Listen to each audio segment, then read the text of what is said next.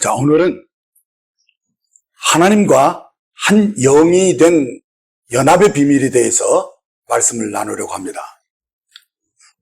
성경에는 성령의 계시가 없이는 인간의 지성이나 상식으로 결코 이해할 수 없는, 그리고 경험할 수 없는 그런 미스테리한 천국의 비밀이 있음을 말씀해 줍니다. 자, 그래서 우리 주님도 너에게 천국의 비밀을 알려주겠다라고 하시고는 여러 비유로 말씀을 하시면서 그 의미가 무엇인지를 우리에게 알려주시곤 하셨는데, 오늘은 한 영이 된 연합의 비밀, 이 부분에 대해서 함께 살펴볼 생각입니다. 요한복음 14장 1절부터 함께 보시면 너희는 마음에 근심하지 말라, 하나님을 믿으니 또 나를 믿으라 하시면서 이어지는 2절에 내 아버지 집에 거할 것이 많도다. 그렇지 않으면 너에게 일렀으리라. 내가 너희를 위하여 거처를 예비하려 가노니, 3절에 가서 너희를 위하여 거처를 예비하면 내가 다시 와서 너희를 내게로 영접하여 나 있는 곳에 너희도 있게 하리라 하셨습니다. 자, 그런데요, 제가 이 구절을 사람들에게 어떻게 이해하고 있는지를 물어보게 되면 대부분의 사람들이 이 말씀을 이제 주님이 하늘로 가셔서 우리가 이 천국에서 함께 살 수 있는 집을 마련하시고, 그러고 난 후에 우리에게 오셔서 재림하셔서 우리를 그것으로 데려가실 것이라고 하신 말씀으로 이해하고 있었습니다. 그러니까 이 천국에 들어가는 것은 우리가 죽은 후에 주님이 예비하신 그 나라에 들어가는 것으로 대부분이 그렇게 생각하고 있었다는 것입니다. 그런데 과연 지금 이 요한복음 14장 말씀이 그런 의미로 기록된 말씀입니까? 아닙니다. 4절에 보면 내가 어디로 가는지 그 길을 너희가 아느니라 하셨을 때, 5절에 도마가 주여 주께서 어디로 가시는지 우리가 알지 못하거늘 그 길을 어찌 알겠습니까? 라고 이 주님이 하신 말씀을 전혀 이해하지 못하고 있는 것을 보게 됩니다. 그래서 6절에 주님께서 내가 곧 길이요 진리요 생명이니 나로 말미암지 않고는 아버지께로 올 자가 없느니라 이렇게 하셨고, 7절에는 너희가 나를 알았더라면 내 아버지도 알았으리요. 이제부터는 너희가 그를 알았고 또 보았느니라 라고 말씀하셨을 때, 8절에 빌립이 이르되 주여 아버지를 우리에게 보여주옵소서 그리하면 족하겠나이다 라고 주님이 하신 말씀을 거의 알아듣지 못하고 있는 것을 보게 됩니다.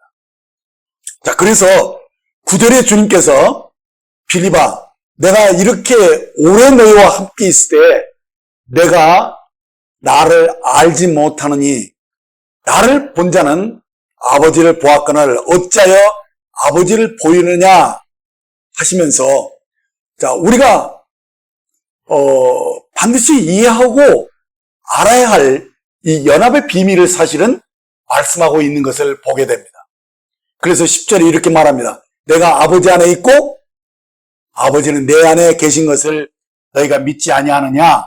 내가 너에게 이르는 말은 스스로 하는 것이 아니니 아버지께서 내 안에 계셔서 그의 일을 하시는 것이라 이렇게 말씀하시면서 11절에 내가 아버지 안에 있고 아버지께서 내 안에 계심을 믿어라. 그렇지 못하겠거든 행하는 그 일로 말미암아 나를 믿어라 하시면서 주님과 아버지가 하나로 연합되어 있다는 사실을 말씀하셨던 것입니다. 그러니까 이 요한복음 14장 말씀은 바로 연합의 진리를 우리에게 깨닫게 하고자 말씀하셨다는 사실을 직시해야 됩니다. 그런데 이 연합의 비밀을 사람들이 잘 알지 못합니다. 그냥 믿어요. 사실은 믿음의 모든 이 실체는 이 연합의 진리에서 나오는 것인데 사람들이 이 진리를 사실은 알지 못하고 그냥 지나가면서 그냥 믿는 거예요. 그냥. 이 엄청난 비밀이 여기에 있는데 이것을 그냥 간과했다는 거예요. 사람들이. 그러면서 막연하게 이거 우리가 죽으면 천국에 갈 것이다. 그 집을 주님이 예배하시기 위해서 가셨다가 다시 오시는 것이다. 이런 식으로 자기 식으로 그냥 성경을 이해해왔다는 것입니다. 그러나 이 요한복음 14장은 우리에게 연합의 진리를 우리에게 일깨워 주고 있는 것입니다.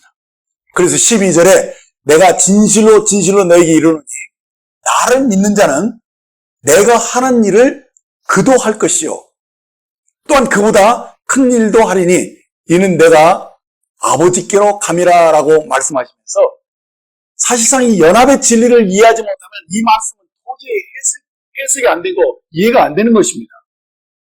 그래야 지금껏 아버지 하나님이 주님 안에서 역사하셨다는 것을 말씀하신 것이고 이제 주님이 이 연합의 비밀을 우리에게 이렇게 일깨우면서 실제로 우리도 주님과 연합된 상태에서 들어갔을 때 비로소 이렇게 놀라운 주님이 하신 일들을 할 수 있을 뿐만 아니라 주님이 하신 것보다 더 큰 일도 할 수 있으리라고 말씀을 하신 거예요. 그래서 13절, 15절 말씀을 보면 너희가 내 이름으로 무엇을 구하든지 내가 행하리니 이는 아버지가 아들로 말미암아 영광을 받으시게 하려 함이라 내 이름으로 무엇이든지 내게 구하면 내가 행하리니 너희가 나를 사랑하면 나의 계명을 지키리라 라고 이 한 영의 영으로 연합된 비밀을 말씀해 주고자 이 14장을 말씀하신 것입니다.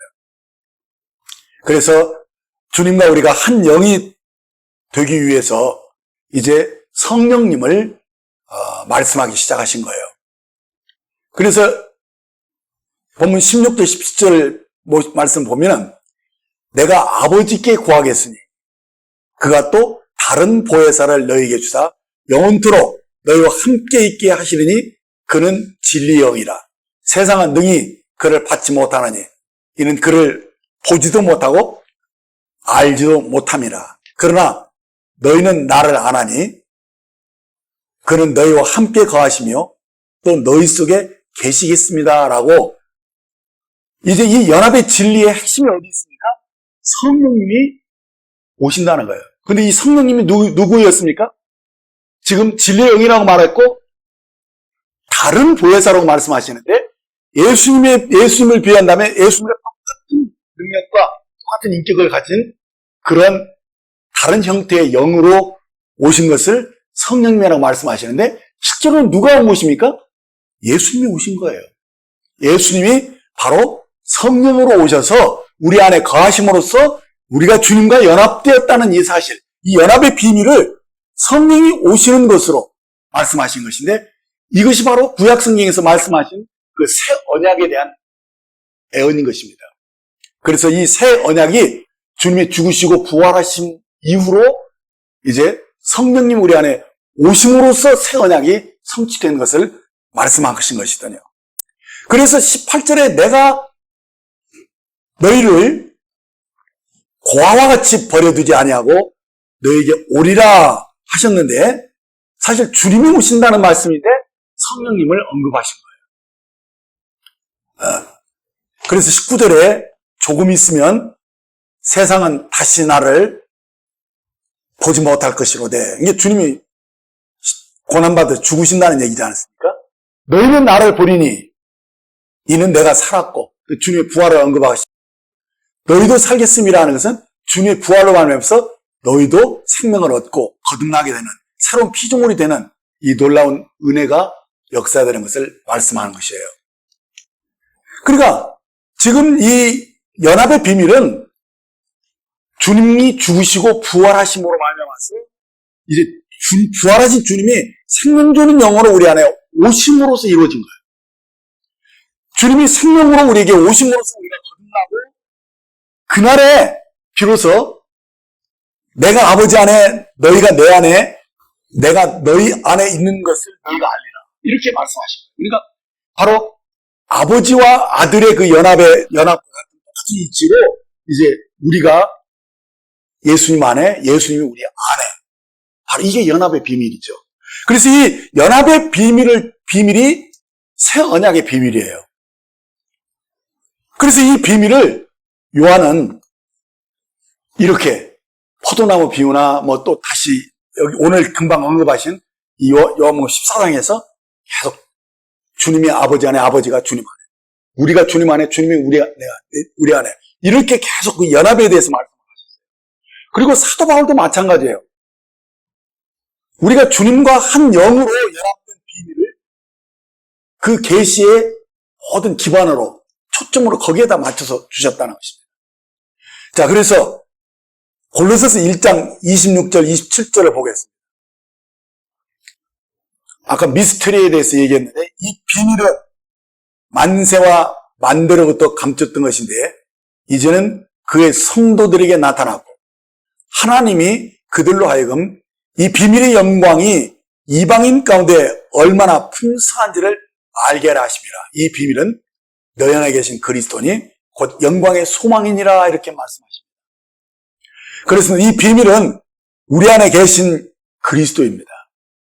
이 그리스도가 우리와 하나로 연합된 것을 말씀한 것입니다. 그래서 주님과 합하는 자는 한 영이다. 이 고린도서 6장 17절의 말씀이에요. 오늘 말씀의 핵심이 있죠. 주와 합하는 자는 한 영이니라. 자, 그렇습니다. 이 성경이 말씀하고 있는 가장 놀라운 비밀은 바로 우리가 주님과 한 영이 되어서 연합되어 있다는 사실입니다. 그래서 주님과 우리가 하나라는 것입니다. 이게 무슨 의미냐? 우리는 주님과 한 영이 되어서 이제 하나로 움직인다라는 말입니다. 자, 그렇다면 우리가 하나님께 흡수되어서 하나가 되고 내가 없어져 버린 것이냐? 그런 것은 아닙니다. 우리와 하나님은 분명히 각기 다른 존재입니다. 그러나 하나님과 합하여 하나로 움직인다라는 이 말씀은 우리가 이 연합의 비밀을 말씀해 주는 것이죠. 마치 톱니바퀴가 맞물려서 하나로 움직이듯이 우리가 하나님과 한 마음이 되어서 하나님의 뜻을 행하는 거예요. 그래서 일심동체라고 할까요? 그래서 우리가 하나님과 하나가 되었다고 해서 그렇다고 우리 정체성이 없어지는 것이 아니라 하나님의 목적을 위해서 둘이 하나로 일하는 그런 존재로 연합되었다는 것이죠.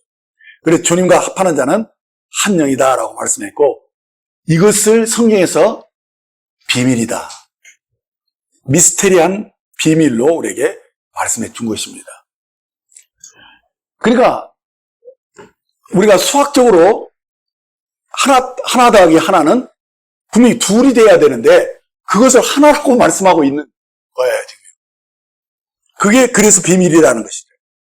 신과 인간이 하나로 움직이는 것. 이것이 바로 비밀의 핵심인 것입니다. 그래서 사도 바울은 우리가 그리스도와 하나임을 알고 이것을 의식하고 살 때 비로소 우리가 연합의 비밀을 알고 거기서 생명을 누리는 삶을 산다고 말씀한 것입니다. 그러나 우리가 그분과 한 영으로 연합된 이 비밀을 그래서 온전히 깨달아 알기 전까지는 우리는 사실 이 믿음의 실제를 갖지 못하고 그냥 자기가 믿는다고 자기 열심으로 사는 그런 허공을 치는 것이죠. 그러니까 핵심이 빠진 것입니다. 그래서 하나님은 그 하나님과 늘 이렇게 그 분리되어지는 느낌을 지울 수가 없게 돼요. 이 비밀을 알지 못하면. 그래서 하나님은 하늘에 계시고 우리는 지금 여기에 나 혼자 있는 거 아닌가. 그러니까 마음이 허전하고 불안한 거예요. 그래서 사람들은 자꾸 하나님이 나와 함께 하신다는 그런 임재의식을 느끼고 싶고 거기에서 믿음을 찾고 거기서 갖고 싶어 하는 거예요.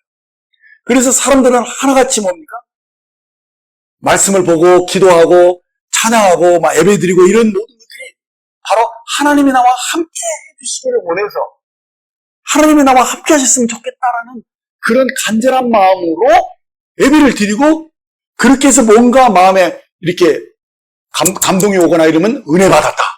그래서 그때 비로소 하나님이 나와 함께 해주시는구나 라고 느끼는 거예요. 근데 예배당에서 나가면 그걸 잊어버려요.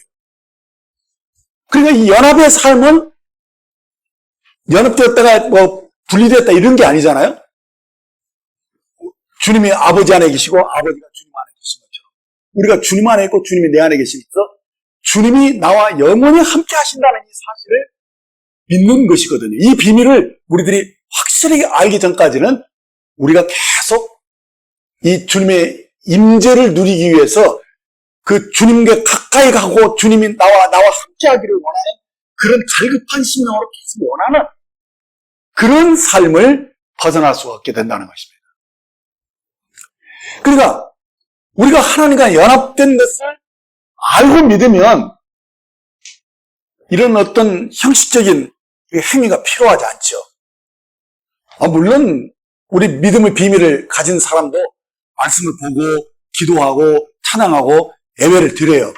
그러나 우리가 주님과 한 영이 되었음을 알고 드리는 예배는 하나님께 가까이 나아가려 하는 그런 애씀이 아니라 이미 주님이 우리 안에 계신 것을 아는 거예요. 그래서 이 말씀과 찬양과 기도가 내가 이미 하나 된 것을 고백하고 그것을 누리기 때문에 거기서 쉼을 얻고 평화와 기쁨을 누릴 수 있는 것입니다.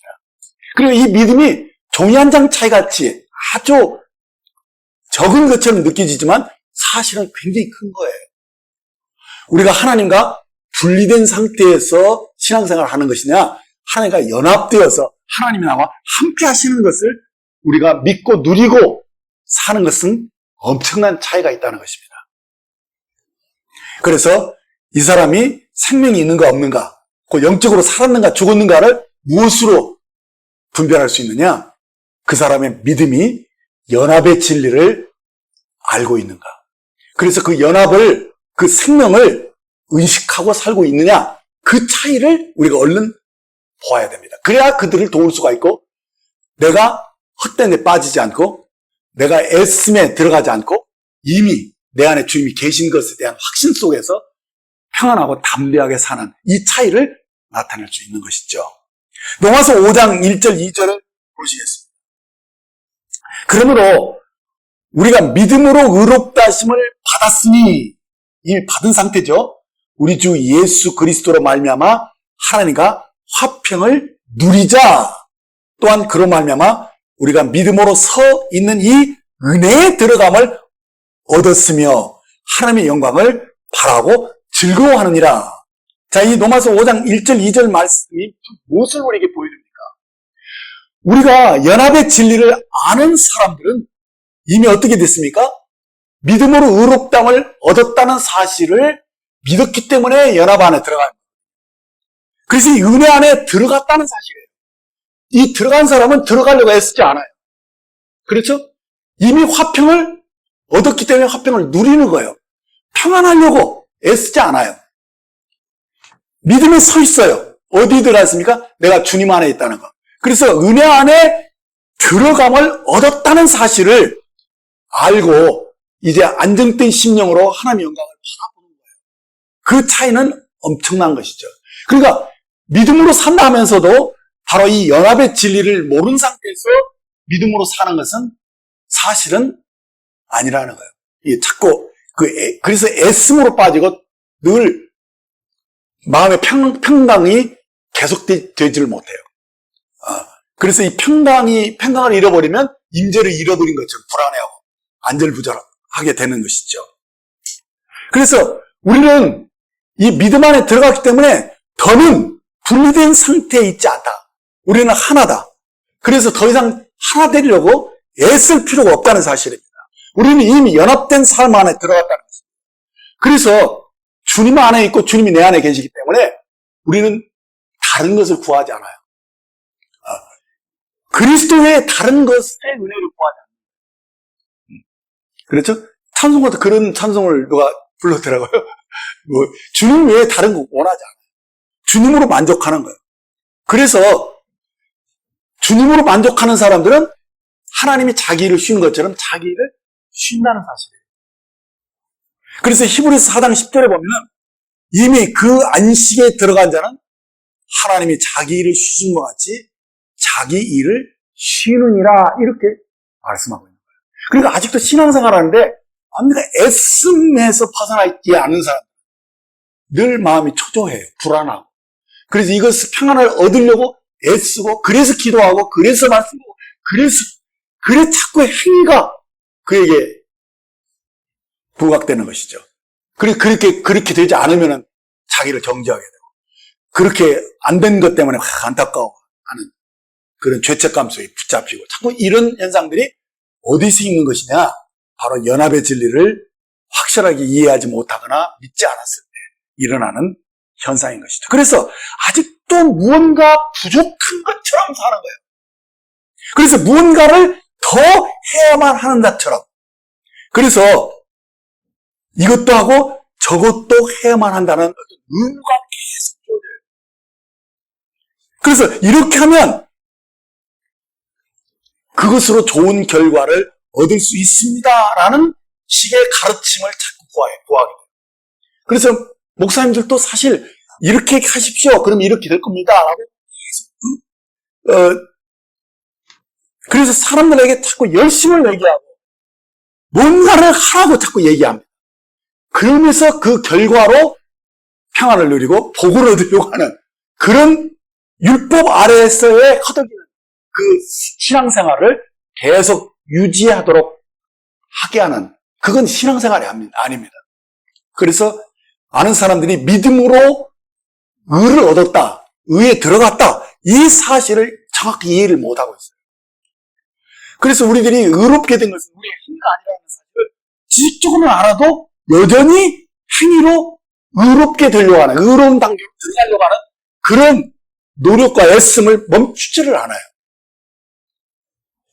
그래서 이 믿음으로 우리가 의를 얻었다는 것은 우리가 단순히 우리의 행위가 아니라 믿음으로 우리가 그리스도와 똑같은 하나님 앞에서 그리스도와 동일한 그런 사람으로 인정을 받는 것이거든요.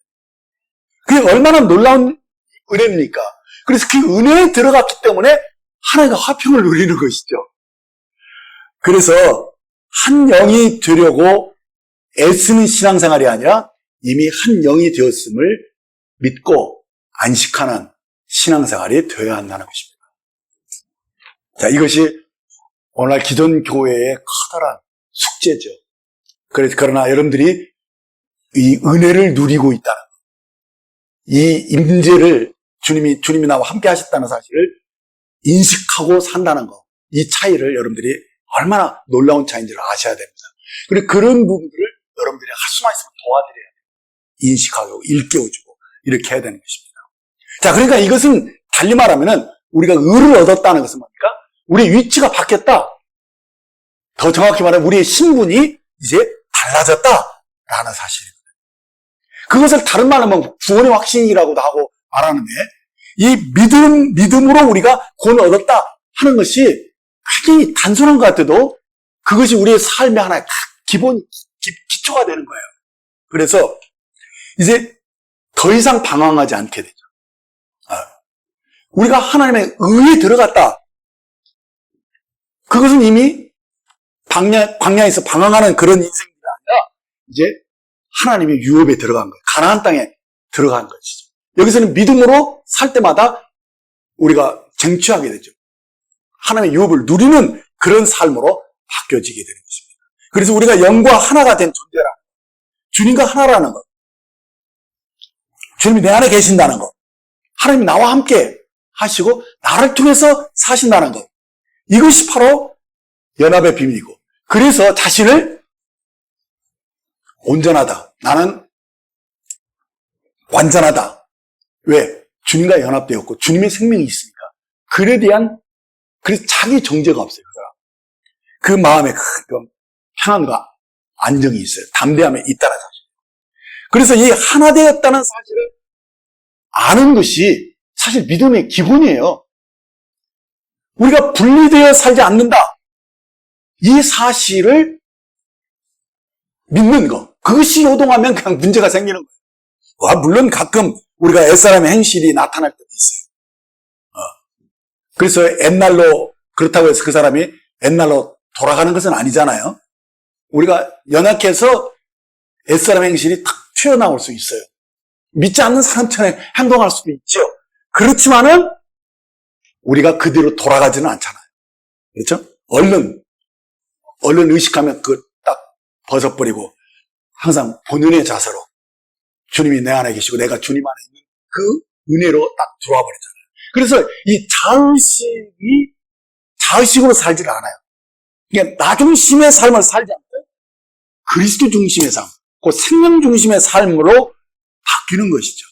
그래서 내 안에 계신 주님, 그분을 의식하고 그분이 이끄시는 대로 사는 삶이 바로 여기서부터 시작되는 거예요. 그래서 우리가 생명을 얻었다, 구원을 받았다.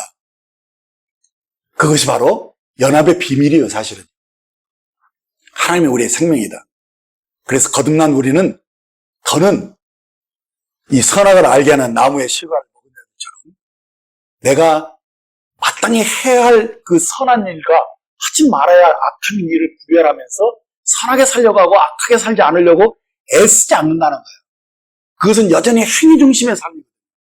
그것은 선악과를 따먹은 사람들은 항상 선과 악을 내가 구별해서 내가 선하게 살고 내가 악하게 살아서 안 된다는 이 의식이 있거든요. 근데 그런 삶이 사실 우리가 살 수가 없잖아요. 그러니까 너무 어려워요. 근데 그래서 우리들이 이제는 그런 삶을 살 수 없다는 것을 알고 주님을 영접한 거예요. 생명나무의 실과를 먹고 생명을 얻었다는 사실. 이 생명을 얻은 사람들은 이제 생명으로 사는 거예요. 내가 선과 악을 구별하며 사는 게 아니고 내 안에 들어오신 주님이 생명이시고 선이시고 그분이 이끄시는 대로 살아가는 이 생명 중심의 삶으로, 성령이 이끄시는 삶으로 이제 그 삶의 라이프 스타일이 바뀌어야 되는 것이죠. 그래서 이제는 우리가 예수 그리스도를 아는 대로, 아는 만큼, 그리고 그가 말씀하시는 대로 사는 거예요. 주님이 내 안에서 주님의 삶을 살도록 하는 거예요. 그래서 우리의 겉사람은 각각 다르고 옷차림도 취미도 개성도 다 다르지만은 우리 안에 사시는 주님은 사실은 똑같은 생명을 가졌잖아요. 그리고 우리 한 영을 가졌다는 거예요. 그래서 한 영으로 연합된 삶을 사는 것이죠. 자, 그래서 저도요, 목회를 오랫동안 했어도 이 부분에서 정확하게 이게 분별력을 가진 것은 얼마 안 돼요, 저도. 그러니까 연합한 삶을 제대로 경험하고 온전히 살고 이것이 연합한 삶이 아니다, 기다는 것을 딱 의식하면서 이것을 구별할 수 있었던 것은 오래되지 않았어요. 그러나 제가 내 힘으로, 내 지혜로 아무것도 스스로 할 수 없다. 그것을 깊이 알면서 그렇구나. 이건 내가 한 것이었구나.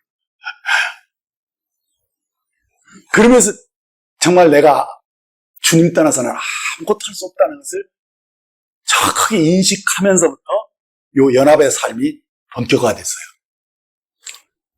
그러니까 한마디로 정말 처절한 실패를 경험하고 정말 내 마음대로 사는 것이 얼마나 엄청난 대가를 지불하는 것인지 그것을 깨닫고 나서야 사실 이 진리를 제대로 알았고 제대로 경험했다고 말할 수가 있을 것 같아요. 그래서 제가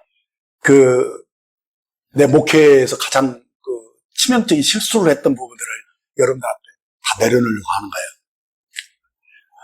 그래서 내 판단과 나의 분별로 살지 않고 정말 주님의 인도하심으로 주님의 말씀으로 살아가는 것이 얼마나 다른 것인지 그것을 저도 큰 실패를 통해서 배웠어요. 제가 목회를 시작한 해가 79년도 초입니다. 신학대학을 갓 졸업한 후에 저희 집 골방에서 전도인의 삶을 살기 시작했어요. 그래서 공원에서, 그리고 다방, 그리고 오늘날 커피숍이죠. 거기에 만나는 사람마다 복음을 전해서 얻어진 영혼들을 저희 집으로 데리고 와서 성경을 함께 공부를 했습니다. 근데 그때 처음 이 성경을 공부하며 얻은 그 청년들이 지금 거의 다 목사가 되고 선교사가 되고 교수가 되어 있는 것들을 보게 됩니다. 80년 3월에 제가 아내와 결혼을 했고 5월 달에 목사 안수를 받았어요. 저희는 이 목회 1세대에 불과했기 때문에 아무것도 물려받은 것이 없었어요. 다만 복음의 열정 하나로. 자, 50여 명이 되기까지 정말 많은 눈물과 수고를 했어요. 당시 구원받은 사람들이 대부분 청년들이었어요. 그런데 청년들 특징이 뭐냐면 식욕이 왕성하잖아요. 그러니까 라면 5개 끓여가지고 거기다 밥 말아 먹는 그 왕성한 식욕인데 그 청년들이 그때는 나이가 어려서 그런지 경제관념이 하나도 없는 나이였어요. 그래서 제 아내가 무지하게 힘들었죠. 그것을 다 먹이고 이렇게 하느냐고 엄청나게 힘들었어요. 그러니까 쌀통에 쌀이 맨날 이렇게 긁어야지만이 쌀이 나오는 그런 어려운 생활을 하다가 어느 날 쌀이 떨어지면 이제 뭐 굶으면 되겠지. 그렇게 생각했는데 굶은 적은 딱 하루였는지 한 끼였는지 기억이 안 나는데 그날 저녁에 어느 청년이 지금 그 캐나다에 이민 가 있는 분인데 고구마를 캔 것을 가지고 와가지고 금식 해보려고 했던 그 계획이 하루 만에 끝나버린 적도 있었습니다. 아무튼 그때는 경제적으로 무척이나 힘들었던 때인데 그래도 아주 익사이팅하고 굉장히 재밌었어요. 그렇게 해서 이 50명이 그 영혼이 얻어지기까지 그때가 참 굉장히 힘든 때였는데 50명이 넘어서니까 100명이 금방 되고 200명도 많은 세월이 걸리지 않더라고요. 그때 우리가 수련회를 여름과 겨울에 차례에 걸쳐서 계속 했었는데 거기서 많은 영혼들이 구원을 받았어요. 어느 해인지는 기억이 잘 나지 않는데 겨울 혹한기에 60여 명의 그 침례자들이 얼음을 깨고 이렇게 침례를 받는 그런 기억도 제 속에 있어요. 자, 그래서 그때 참 부흥을 많이 경험을 했어요. 자, 그런데 이 서초동 근방에 이 300명이 이상을 이렇게 수용할 수 있는 빌딩이 흔치를 않았어요. 그래서 여기저기 막 그러니까 빌딩을 구하러 다녀보면서 교대역의 그 지하실에 한 300여 명 들어갈 수 있는 공간을 우리가 발견해서 거기서 상당히 오랫동안 교회를 했었는데 사람들이 많아지니까 이렇게 해서는 안 되겠구나 하는 그때 어떤 하나님의 은혜를 주셨냐면은 수도권 전역에 여러 곳에 교회를 개척할 수 있는 그런 마음들을 주셨어요. 근데 그때 이 50명까지 될 때가 가장 힘들다는 것을 제가 알았기 때문에 이제 교회를 개척해서 파송할 때는 적어도 30명에서 50명 정도는 처음으로 시작할 때부터 그렇게 하는 것이 좋겠다. 그런데 그 교육을 주님이 축복해 주셨어요. 이 전략이 좋았던 건지 주님이 은혜를 베풀어 주셔서 거의 1년에 교회가 하나 두 개씩 개척이 될 만큼 은혜를 베풀어 주셨어요. 그래서 그 교회들이 막 1년 정도 이렇게 도와주면 2년째 되는 이렇게 그 자립할 수 있도록 그렇게 독려를 했는데 대부분의 교회들이 이렇게 자립을 해나가고 많이 성장들을 했어요. 하여튼 그 당시 근데 우리가 뭐 한 30명, 50명씩 나가도 금방 그냥 숫자가 채워지더라고요. 채워지고 그리고 또 보내도 또 채워지고 이렇게 해서 교회가 한 8개 정도 개척이 됐었어요. 그러니까 항상 그 교회는 한 250명 정도를 유지할 수 있었는데 이렇게 퍼내도 내보내도 이렇게 금방 차올라요. 마치 물을 길어도 물이 이렇게 차올라오는 것처럼 교회가 그렇게 건강하게 성장을 했었어요. 그리고 이제 그 청년들이 이제는 결혼들을 해서 아이를 낳기 시작하면서 아이들이 상당히 많아졌어요. 근데 누군가가 그랬어요. 야, 우리가 언제까지 이 지하실에서 우리 아이들을 키워야 할까 하면서 우리도 교회에 딱 매입해서 예배당을 지었으면 좋겠다. 그런 생각들이 일어나기 시작했어요. 그리고 그 당시 제 생각도 조금 이렇게 바뀌기 시작했어요.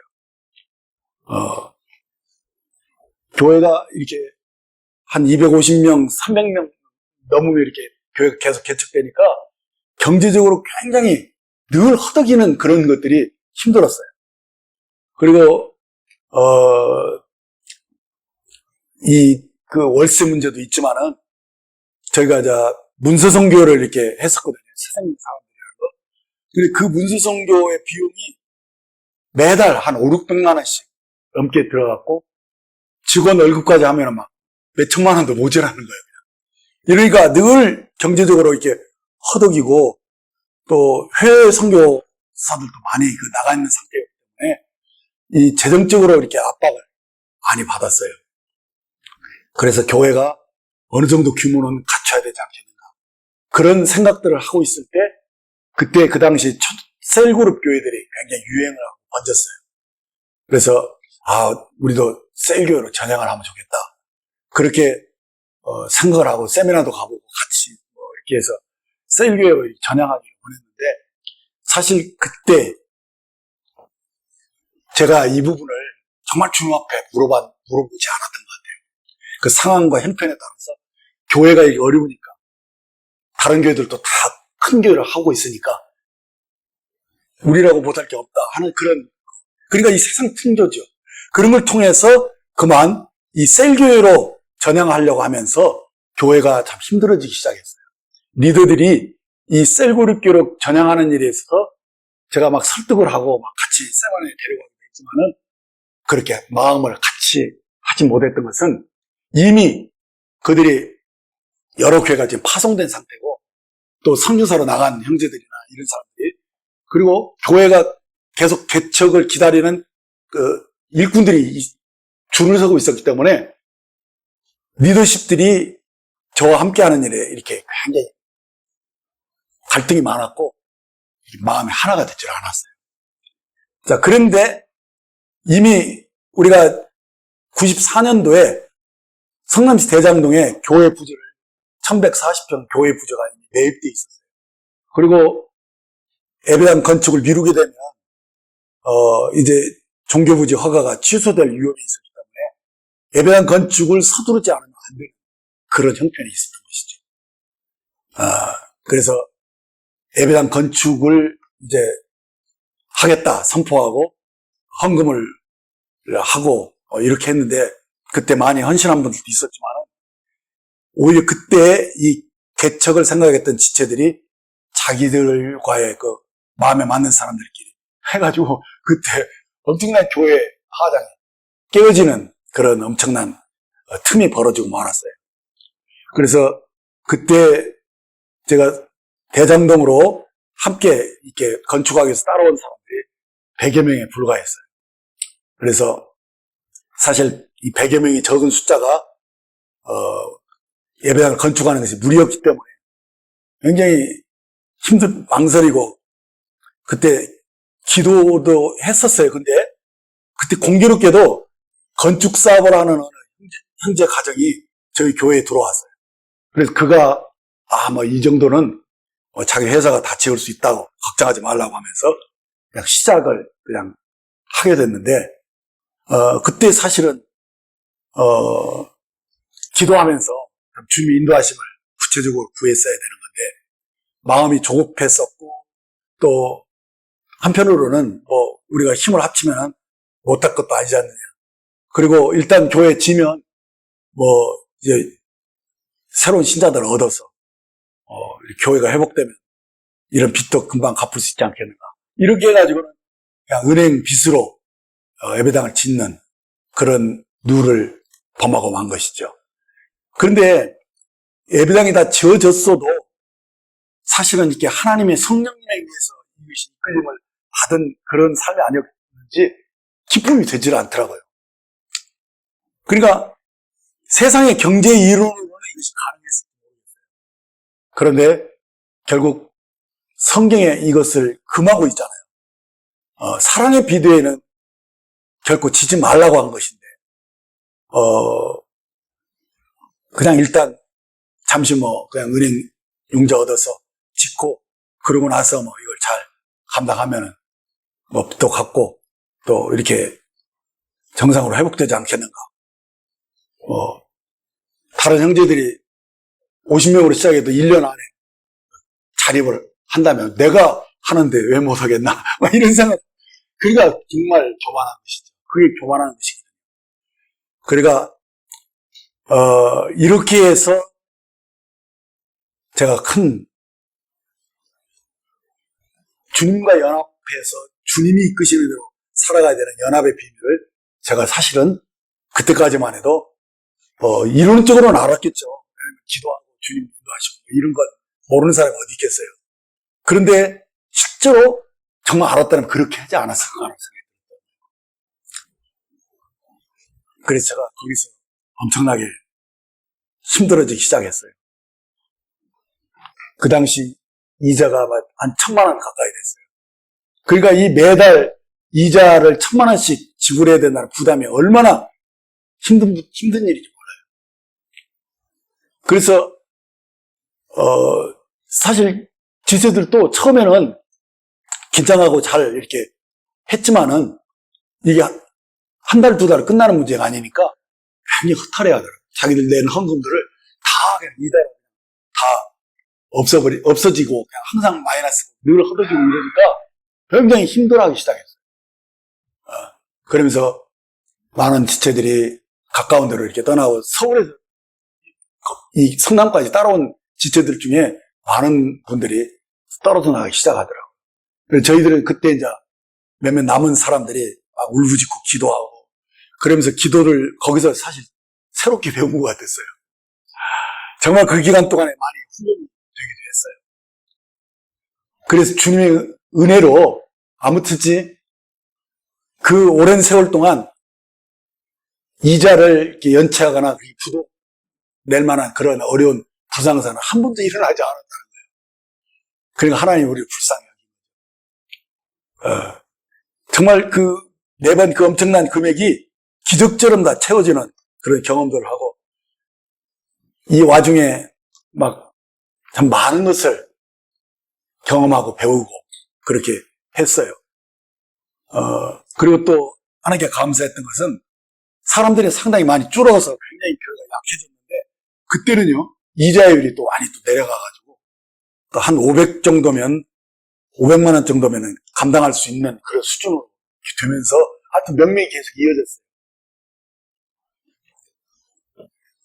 정말 그런데 이 10년은 넘도록 이자 때문에 아등바등 버티는 것이 막 보통 문제가 아니더만.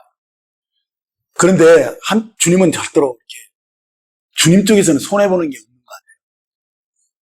이 그루터기처럼 남아있는 자들을 하나님 톡톡히 훈련을 시키고 연단 속에서 뿌리를 내려가는 그런 은혜를 입게 하셨고 그러면서 제가 이제 성도 숫자가 줄어들으니까 시간이 좀 남으니까 제가 그때 성경 연구를 제대로 하기 시작했어요. 그래서 그때 노마스 강해와 히브리서 연구들을 집필할 수 있었고 또 전조 책자도 여러 권 발간할 수가 있었어요. 그래 이 고난 중에 저희가 영적으로 많이 성장할 수 있었고요. 또 더 많이 이렇게 물질적으로도 이렇게 연단들이 많이 되어졌던 것 같아요. 아무튼 간에 이거 위해서 정말 엄청나게 힘들었는데 저희들이 잘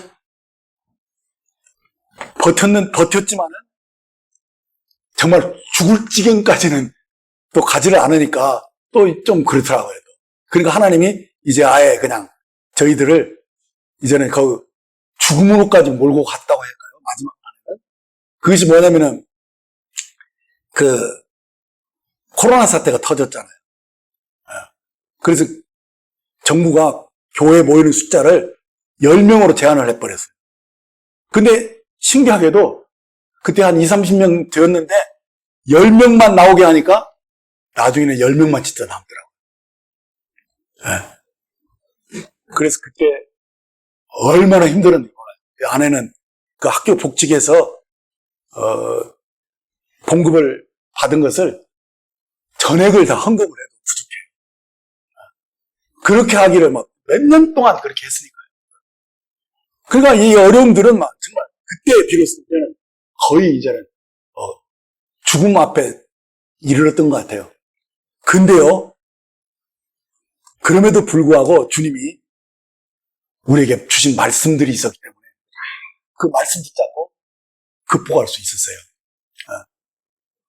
그 무려 20년 동안을 그 주님이 주신 말씀들, 너는 아무것도 염려하지 말라나, 혹은 너희 우리의 양이 천천히 완만해, 이런 말씀들이요, 하나님의 이 음성으로 이렇게 분명히 저희들이 붙잡고 있었기 때문에 그 어려움 속에서도 주님이 죽지 않게 하셨어요.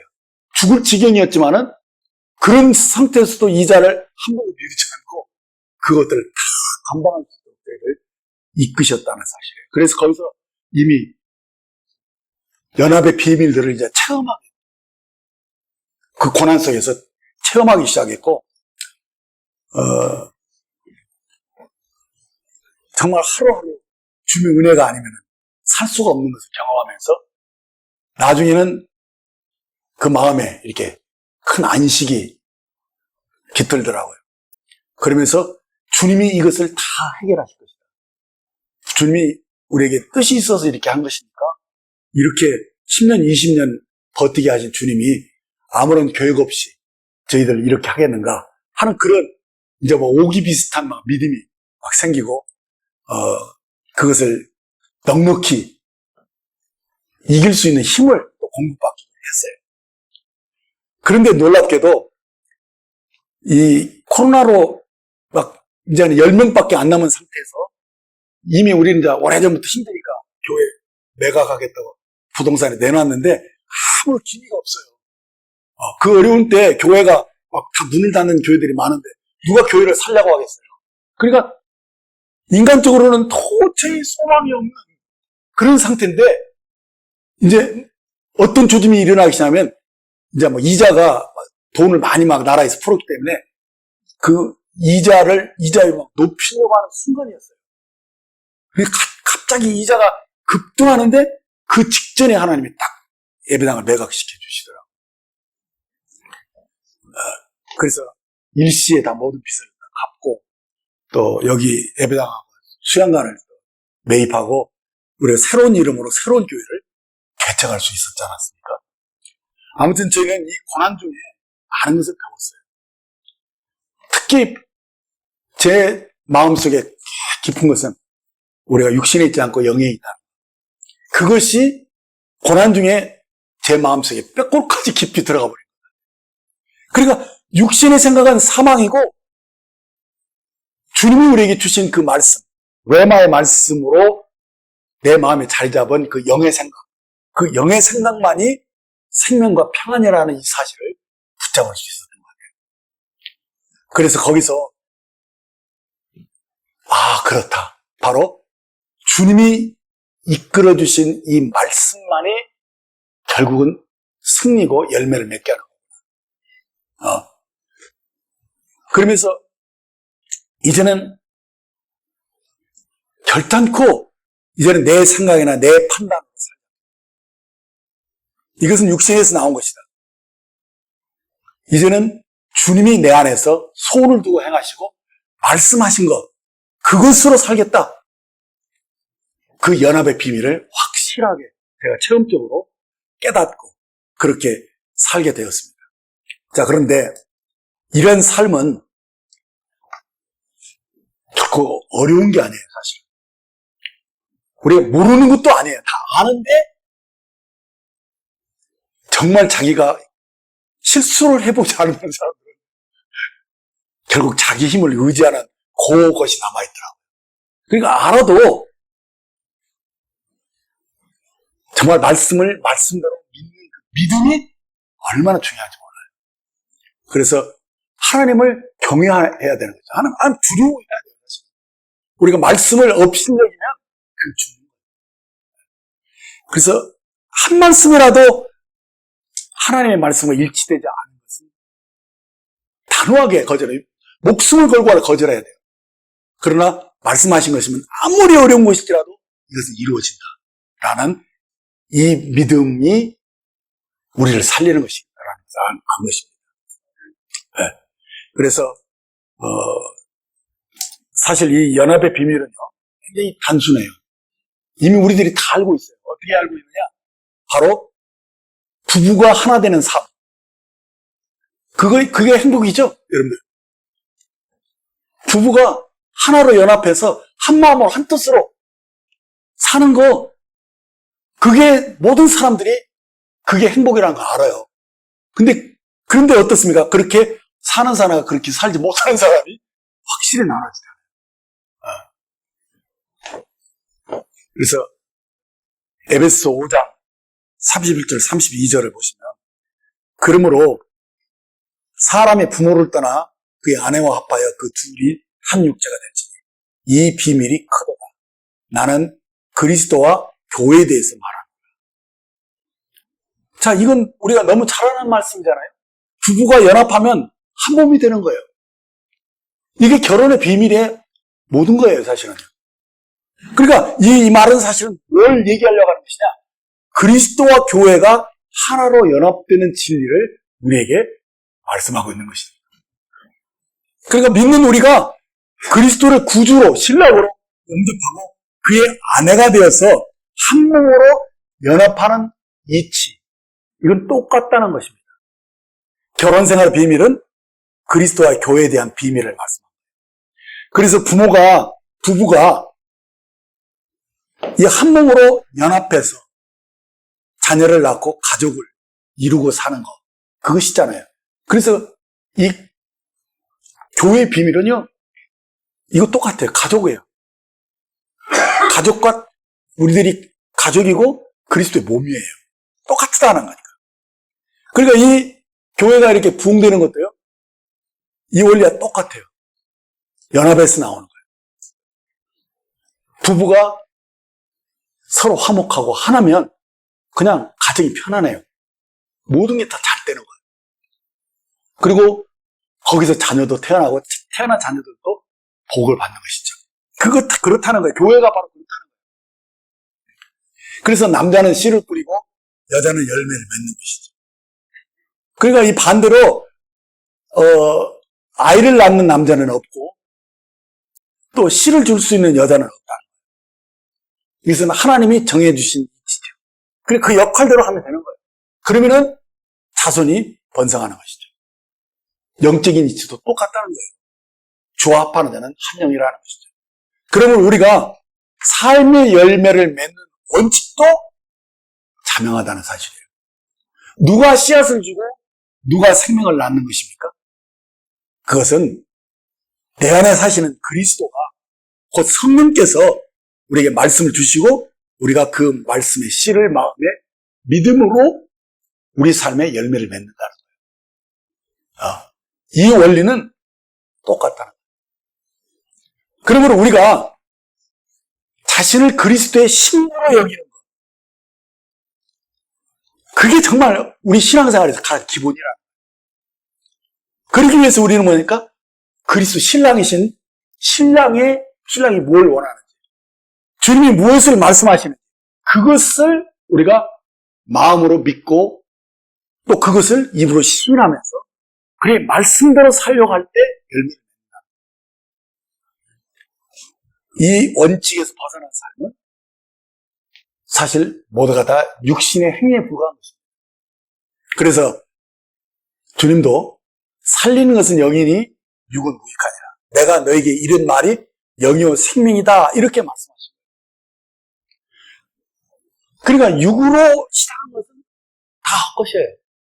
그러니까 내가 내 의견으로, 내 판단으로 한 것은 열매를 맺지 못해요. 아무리 그것을 열심으로 애써도 그것은 열매가 되지 못하고 육체의 행위로 끝날 뿐이에요.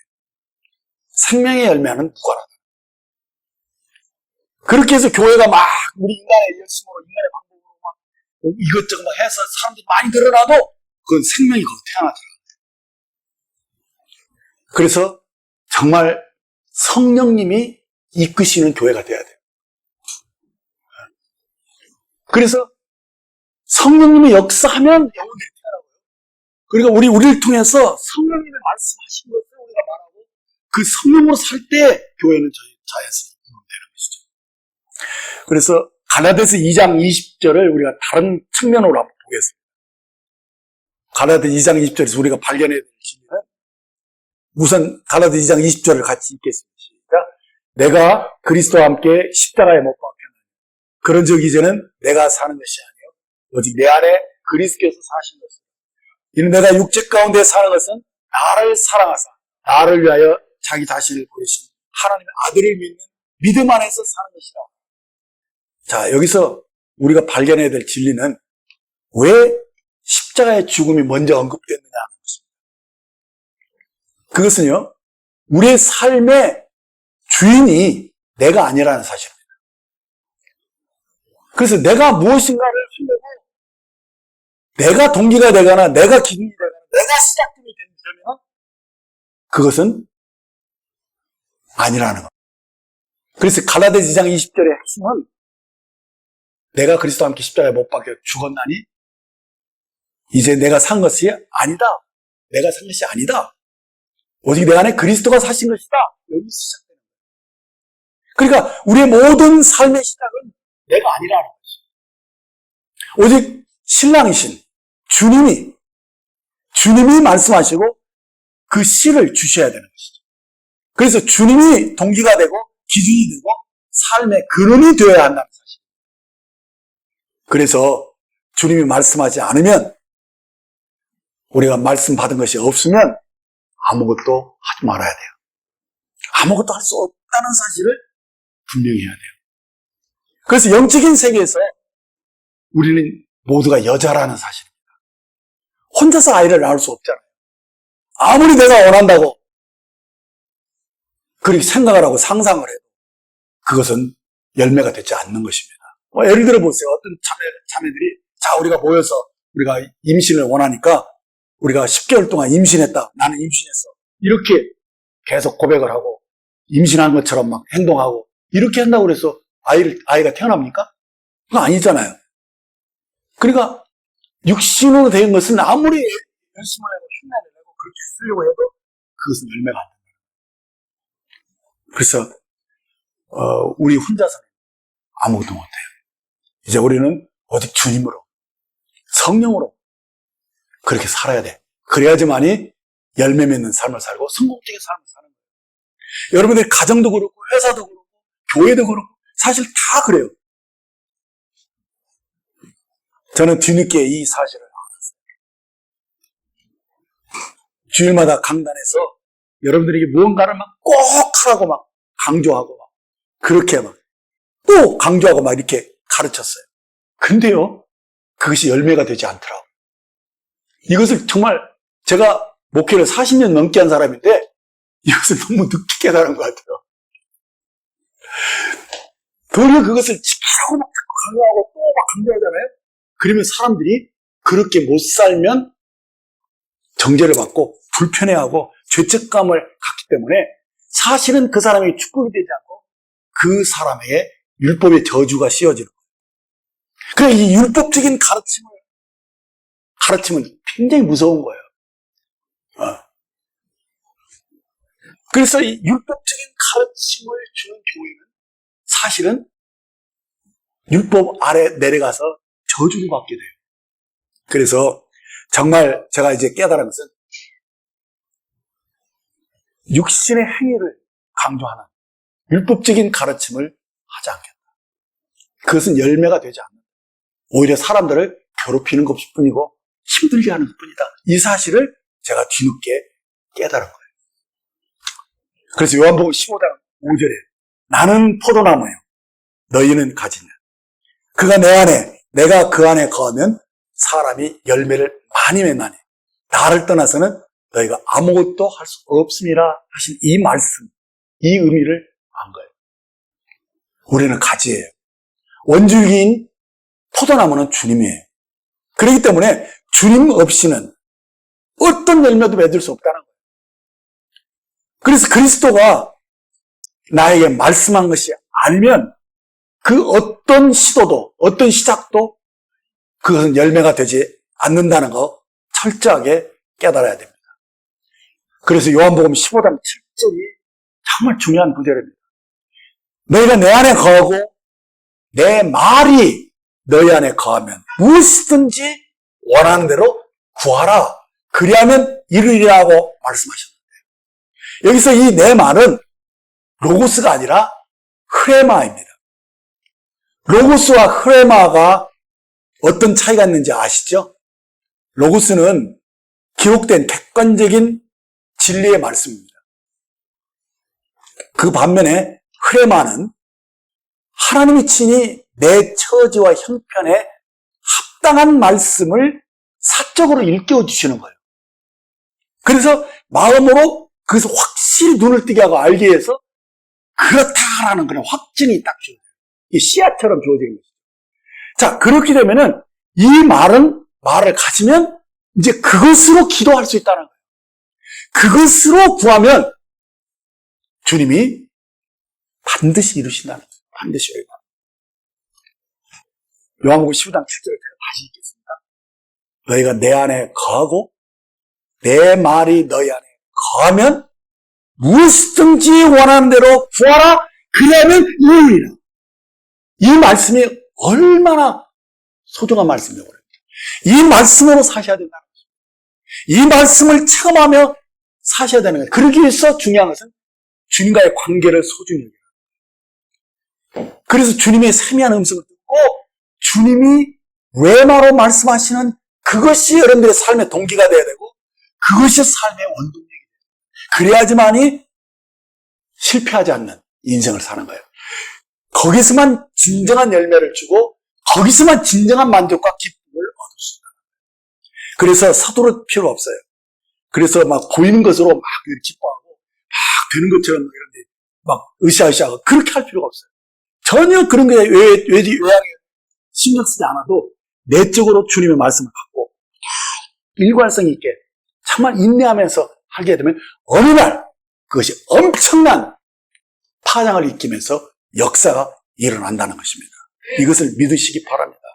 그래서 정말 원칙은 딱 하나예요. 요한복음 15장 19절에서 아들이 아버지 하시는 일을 보지 않고는 아무것도 스스로 할 수 없나니 아버지가 행하시는 그것을 아들도 그와 같이 행하는 일을 하신 이 말씀대로 우리가 이제는 주님이 말씀하신 것, 주님이 보여주신 것 그것 외에는 아무것도 하지 않겠다고 우리가 작정을 하고 정말 연합해서 주님이 나를 이끄시는 대로 내가 말씀으로 살겠다라고 결정을 하는 것입니다. 그래서 오늘 주님이 우리가 한 영으로 연합된 것을 말씀했습니다. 지금 이 시간에 여러분들을 초대하려고 합니다. 주님이 이렇게 말씀하십니다. 수고하고 무거운 짐진 자들아 다 내게로 오라. 내가 너희를 쉬게 하리라. 나는 마음이 온유하고 겸손하니 나의 멍에를 메고 내게 배우라. 그리하면 너희 마음이 쉼을 얻으리니 이는 내 멍에는 쉽고 내 짐은 가벼움이니라. 사랑하는 여러분, 주님과 함께 멍에를 맨다는 것은 내 인생을 주 예수님께 맡기는 것입니다. 혼자 사는 것이 얼마나 고단하고 힘든 삶인 줄 아는 자는 주님의 이 초대하는 음성에 응합니다. 이제 나는 주님의 신부가 되어서 신랑이신 주님의 말씀을 받아서 열매를 생산하는 그런 연합한 삶을 살겠다고 결심하는 것입니다. 이제 주님이 이끄시는 대로 주님이 좌하면 좌하고 우하면 우하는 삶을 살겠습니다. 그래서 이제 내 멍에가 쉽고 내 짐도 가벼워지는 것을 경험할 것입니다 라고 결정하는 것입니다. 여러분, 이 삶을 두려워하지 마십시오. 주님은 온유하고 겸손한 분이시므로 나를 결코 억지로 끌고 가시지는 않는다는 것입니다. 도리어 내가 주님을 끌고 가는 그런 어리석은 우를 범하지 않도록 조심하시기 바랍니다. 나의 인생은 비로소 형통하게 되고 비로소 온전한 열매를 맺게 될 것입니다. 기도하겠습니다. 아버지 하나님, 저희를 사랑하시대요. 정말 오래도록 저희를 참아주시고 기다려주셨음을 감사드립니다. 저희는 참으로 어리석고 미련하고 고집스러운 자들인지라 주님의 은혜를 빨리 깨닫지 못하고 주님을 너무도 더디 믿는 자들, 이러한 저희들을 불쌍히 여겨주시고 전적으로 은혜 베풀어 주심을 감사드립니다. 찬양을 올려드립니다. 주님이 나를 먼저 사랑해 주셨고 우리가 치러야 할 모든 대가를 주님이 대신 지불해 주셨으므로 이제 우리가 주님의 초대를 더 이상 거절할 수 없음을 합니다. 주님, 이제 주님은 나의 신랑이시고 나의 주인이십니다. 이제 나와 함께 사시고 나와 더불어 이 세상을 다스리시고 이끌어 가주시옵소서. 주님은 나의 주인이고 나의 왕이시고 나의 보호자이시고 나의 공급자이십니다. 주님을 찬양합니다. 이제 저는 주님으로 살 것입니다. 주님이 나의 삶의 동기가 되시고 나의 삶의 원천이 되시옵나이다. 주님은 나의 힘이고 요새이십니다. 나의 모든 것을 주님께 맡깁니다. 감사합니다. 주님은 나와 한 몸을 이루신 진정한 나의 신랑입니다. 우리 주 예수님의 이름으로 기도했습니다. 아멘.